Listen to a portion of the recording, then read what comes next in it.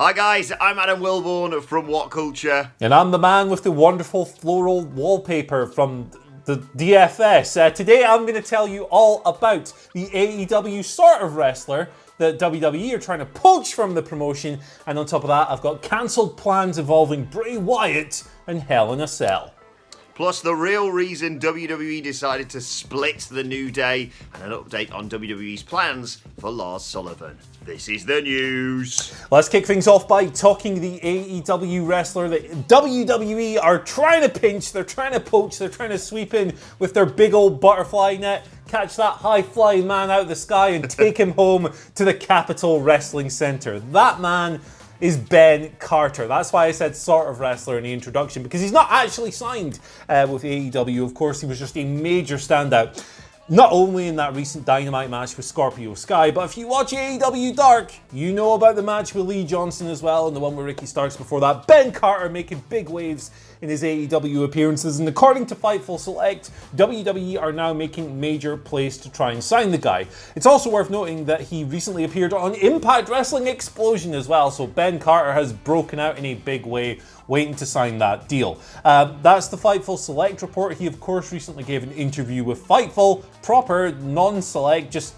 your Fightful. It's a good website. I like Fightful a lot. Sean Ross Sapp's a great reporter. But he had the interview here talking about how he hadn't signed with AEW yet, but he had received significant interest from Impact and WWE as well. In his own words, I've got a lot of cool avenues that I could potentially take now, and it's about deciding which one is right for me. So he's got a nice little problem on his hands, right? Who am I going to sign with? Am I going to go WWE? Am I going to go Impact? Am I going to go AEW?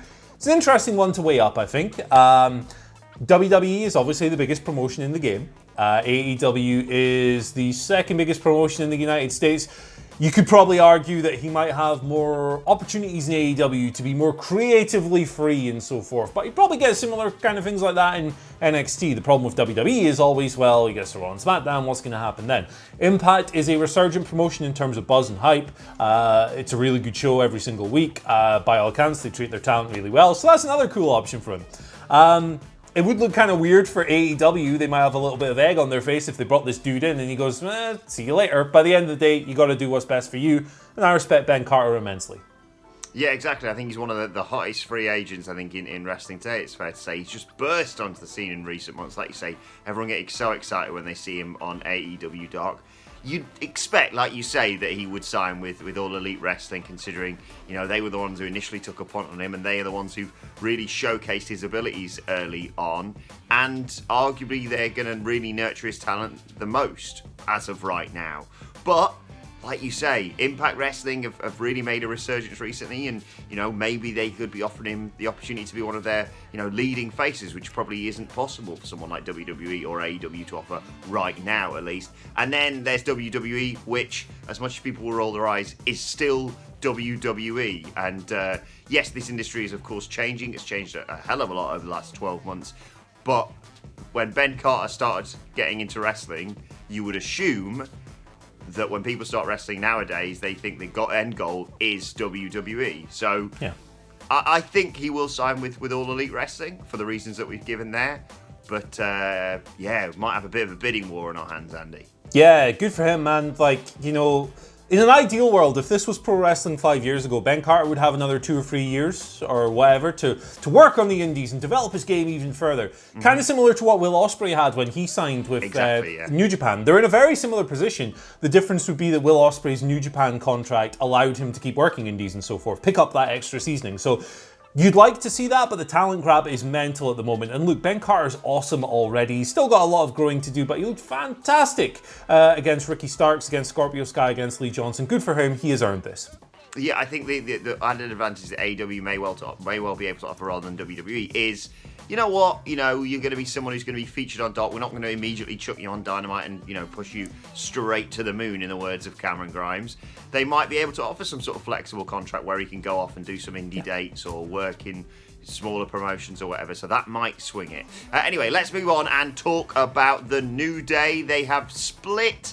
Still sort of, I still don't consider it a proper split. They've just been divided amongst the brands, of course. Xavier and Kofi on Monday Night Raw. Big E on SmackDown. And Dave Meltzer on the Wrestling Observer, of the Wrestling Observer, I should say, has reported the reasoning behind that. And no great surprise, it is because WWE really wanted to push Big E, and they felt that this sort of division of the New Day would be to his benefit. It would allow more exposure for him, separate him away from Xavier Woods and Kofi without having to do the whole, one turning on the other, which I'm really glad they didn't do.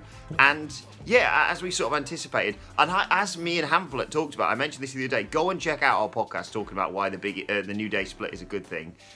There's so much more potential, not just for Big E, but for Kofi and Xavier, in my opinion, to get a bit of a fresh start on Monday Night Raw.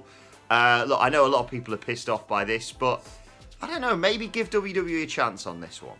They haven't earned that trust, but I'm going to give it to them because I really love Big E and I love Kofi Kingston and I love Xavier Woods. To me, I'm on the opposite side to you and Michael Hamflet. I don't agree with the decision at surface level, but I'm not going to write it off straight away either. Let's see how it pans out. Big E is awesome. He's been worthy of this kind of spotlight for a long, long time. Let's just see how it pans out, man. Let's see how the game is played. Triple H... Big E is going to win the Royal Rumble and face Roman Reigns at WrestleMania 37. I would take that in a heartbeat. Let's move over to weirder people. Let's talk about Bray Wyatt, right? Cancelled plans for Bray Wyatt coming to us via a report from Paul Davis of WrestlingNews.co. This is something that you might have seen coming yourself, but before WWE moved Bray Wyatt to Monday Night Raw, they were planning on booking him in a feud, apparently, with Roman Reigns for the Universal title. They would have wrestled each other at Hell in a Cell. That's why Wobbly Walrus came along. Wobbly Walrus is, of course, a dig at Paul. Hey, are you okay there, mate? Sorry, I had a bit of a flashback to Bray Wyatt in last year's Hell in a Cell. Oh, yeah, brother. Yeah, sorry, you were saying, mate. Yeah, it would have been Roman Reigns and Bray Wyatt, but Bray Wyatt's off to Monday. We're getting Roman Reigns versus Jey Uso. I think that'll probably be better. I know you can't criticize Bray Wyatt. Lots of people get upset, but it's what I feel about it. How do you feel about this? Yeah, I mean, please don't make me watch Roman Reigns versus Bray Wyatt inside Hell in a Cell. That would have been dreadful. I'm really looking forward to Jey Uso and Roman Reigns inside Hell in a Cell. I think initially I thought, don't do another match straight after what was such a perfect encounter between the two of them. But an I Quit match inside Hell in a Cell, I think he's really inventive. And on Bray Wyatt's side of things, credit where credit's due, I really like the bit where him and Alexa hit Andrade and Zelina Vega with simultaneous, picture perfect, to the second mint-looking... What's the name of his finisher? I'm just completely... Sister Abigail, there we go. Just the name completely escaped me there. And yeah, I think it's really... it just really muddied the water like we had with Seth. Just think... The reason I had that flashback is think about what happened last year with... there wasn't really an issue with Bray or Seth, and then they just went, quick, we've got to put the Fiend inside Hell in a Cell. They could have just had him murder someone inside Hell in a Cell and then subsequently beat Seth after Seth puts on a mint match inside Hell in a Cell against literally anyone else. So yeah, I think it's a good idea that they've scrapped these plans. And do you know what? I'm intrigued to see what they do with him and Alexa on Monday Night Raw. I talked about this yesterday on the Raw review. I would not put it past them. Alexa Bliss being the person to defeat Asuka for that Raw Women's Championship with the help of spooky stuff. So that's where I reckon they're going to go. And yeah, Roman, just keep doing what you're doing and build to him and Big E at WrestleMania. Really easy, really straightforward from now. As Adam Cleary always says, it's so easy to book WWE. Let's move on, though, and talk about Lars Sullivan. Of course, yet again, making headlines for all the wrong reasons over the weekend after returning on Friday Night SmackDown, then popping up on Raw, and then being drafted to SmackDown. Apparently, still going to feature majorly in WWE's plans, despite all these new allegations that have come out. Of course, he's got a match with Jeff Hardy, I believe, on Friday Night SmackDown. And according to Wrestling Observer Radio, alongside them being high on the Freak. He's a freak! Keep saying freak. Good. They do want to put him against Braun Strowman in due course. They're loving their hospitals right now, aren't they, with Braun and Keith on Raw? But yeah, it's going to take a while. Obviously, they're on different shows, Lars and Braun. But still, when's that ever bloody stopped them? Yeah, the Interbrand Invitational Wildcard Rule of Doom, or whatever they're going to call it these days, will will make short work of the brand split soon enough. I don't think Lance Archer, I don't think Lars Sullivan should be on TV at the moment, and that's the extent of my analysis. Fair enough. Right, let's move on to your Twitter questions. At WhatCulture WWE, of course, you want to get in touch with us. Sean Ackling starts us off saying that now that the draft is over, what new stories do you guys want to see? I'm personally up for anything fresh, Sean says, and that includes Zane Owens. It's been a while after all. So I've got two answers. One of them is really boring because it could have happened before, but when he returns to television, I want Daniel Bryan versus Roman Reigns. That's my WWE dream match. Make it happen. It would be incredible. That and the Rumble would be so good. Absolutely, brother. My other one, and people are going to think this is like me burying Bray Wyatt, but it's not. I genuinely think this will be a lot of fun. I want to see Bray Wyatt in the 24/7 title division. I want the Firefly Funhouse to become like an arena for the 24/7 title. Think of how much fun the John Cena thing was at WrestleMania. Think of all the silly stuff that Bray Wyatt, a mind as wild as his, could come up with R-Truth. It wouldn't exactly be highbrow, ooh yeah, that was a real classic. It wouldn't be that kind of content, but I think it'd be a lot of fun. Rambling Rabbit for 24/7 champion is what you're saying. I like it. There we go. My mind immediately went to Bianca Belair versus Sasha Banks. Boom. God, I can't wait for that match to happen. And I also saw, obviously, Bianca tweeting Bayley. That's not bad either, is it? Next question today comes from Darren4785, who says, morning, chaps. With Finn Balor having surgery, Legend, do you think they should strip him of the NXT title like they did Karrion Kross, or just wait till he's fit to go? We need fighting champions. That title is cursed. So I totally see where you're coming from here, and I could myself make a strong argument for Finn Balor dropping the belt, but in this particular set of circumstances, I personally wouldn't do it, just because Kross has just dropped it. If you have another guy drop it again, it just gets a little bit farty and a little bit weird and a little bit like the belt doesn't mean so much, and you have to go through the rigmarole of crowning a new champion, and then who'd you go with? All of this stuff. It's not the route I would go down. I think Balor's only going to be out for about 6 weeks. Mm-hmm. That's not a terribly long period of time. It's not ideal, but it's not terrible either. Hold off till then, spend these 6 weeks building up a big-time contender and go from there. That's the route I would take. That's the right route to take. As an alternative to that, again, I still wouldn't strip Finn Balor of the title, but I do like what Impact did recently with Moose just coming in and saying, I'm world champion. No, not that title, this title. Well, there's a guy who went undrafted. I don't know if he has been drafted in the 24 hours since we recorded that news video. I haven't checked, if I'm perfectly honest. Who was a former NXT champion. Andrade rocks up back in NXT with his old NXT title and says, well, seeing as there's no world champion, looks like it's going to be me. Who wants to go? That's what they should do, or just strip him of the title, Finn Balor, and put it on. He carry grabs, baby! He's going to be world champion. Don't fight it, everyone. Final question today comes from Solo Heel DSA, who says, now that Ricochet is hopefully done with the Hurt Business, who do you think he will feud with next? P.S. Lucky says hi. First of all, good dog. But what do you reckon, Andy? Well, the thing is, here's the thing. Does anyone really finish working with the Hurt Business? Ask yourself that question. I would like to see, he's going to probably face these guys about 700 more times because that's what WWE do with the Hurt Business at the moment. I love the Hurt Business and I really like Ricochet. I love Ricochet as well. So I would just like to see him do anything cool with any wrestler on Raw. It's such a boring answer, but I just want to see this dude having 15-minute matches every single week. What about Angel Garza? Why not?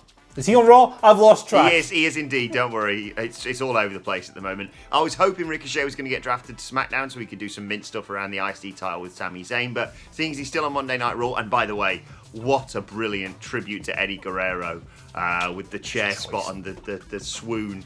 That wasn't a feint, that was a swoon on Monday Night Raw. That looked mint. Congratulations for just kind of getting everyone on board with something like that. Put him with Sheamus, because Sheamus is great. He made Big E look fantastic on Friday night. We were talking about this before. He really doesn't get enough credit, in our opinion. Put him with Sheamus. And just let him win lots of matches and do lots of cool flippy stuff. Like, it's really easy with Ricochet. I don't know how he balls this up so much. Right, let's move on to today's and finally. And something that everyone has been discussing in the last 24 hours. Sami Zayn inexplicably talking to Metro.co.uk about the Great British Bake Off.